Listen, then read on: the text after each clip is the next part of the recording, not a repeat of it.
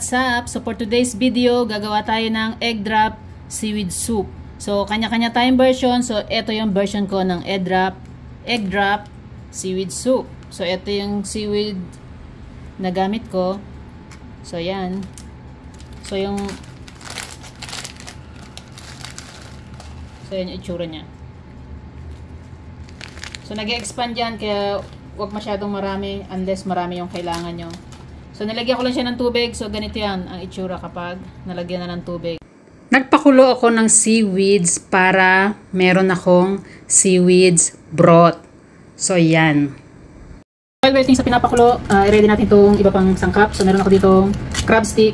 Frozen siya. So ibabad ko lang. Plus yung ating.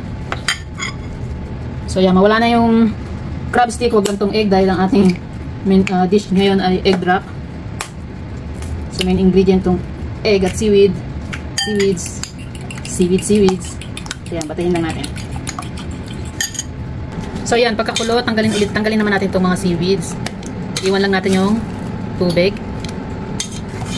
So after ko pakuluin yung seaweeds, tinanggal ko siya at nagbabad ulit ako ng panibago para dun sa gagamitin ko naman. So etong pinagpakuluan ko, tinapon ko na to dahil sobrang lambot na niyan, pangit na siya gamitin. So after nyan, lagyan natin ng chicken broth. Tsaka natin pakuluin ulit. So yan, medyo kumukulo na. Lagyan natin ng paminta. Lagyan na natin yung ating itlog.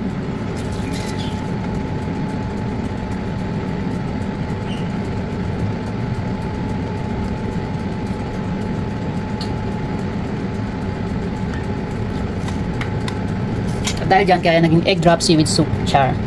Lagyan na rin yung ating crab stick. Dito ko na panibagong seaweed. So, ito lang itong laga. Pagkababad ko sa tubig, direkta na yan. Nalabsak yung kaninang binabad ko. So, ibang klase pala itong ginamit ko ngayon at nung nakaraan. So, yan.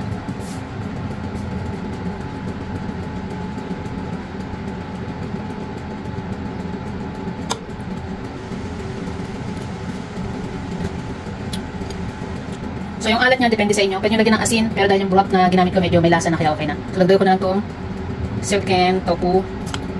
So, yan.